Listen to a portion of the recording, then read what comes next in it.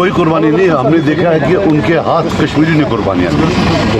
ये होगी उन लोगों की जो इस वक्त कब्र में हैं। उनको किसने मारा है? ये क्या बोलते हैं?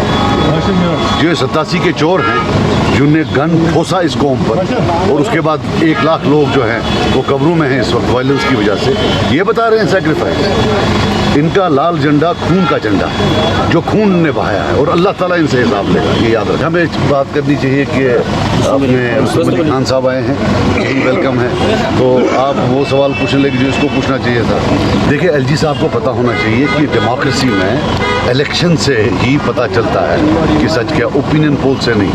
मुझे लगता है जो उन्होंने बात कही है शायद उनको सोचना चाहिए इस पर, और मैं अगर उनकी जगह होता तो ये बयान वापस ले लेता, क्योंकि it's against the basic essence of democracy. Even जब मोदी जी हैं वो भी इलेक्शन से ही आए हैं ना, ओपिनियन पोल से नहीं आए।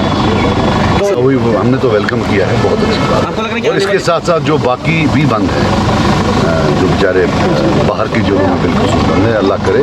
और हमारी ये अपील है सरकार से कि इंजीनियर रशीद साहब के बारे में भी क्या सबके साथ कोई नहीं, ये कौन सी कॉन्स्टिट्यूंसी, बिकॉज अगर वो डिस्ट्रिक्ट कुपवारा में आए थे टूरिस्ट साहब, तो यहाँ तो उनने कोई सीट 14 में भी नहीं जीती।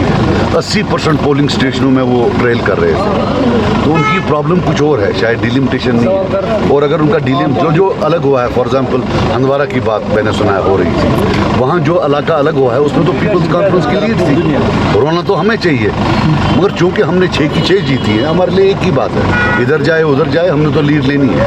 अल्लाह ने चाहा तो ये जो कश्मीरियों का जो इतना स्ट्रगल है वो रंग लाए। मेरे सही से बड़ी है उधर बात है। आज 70 सेकंड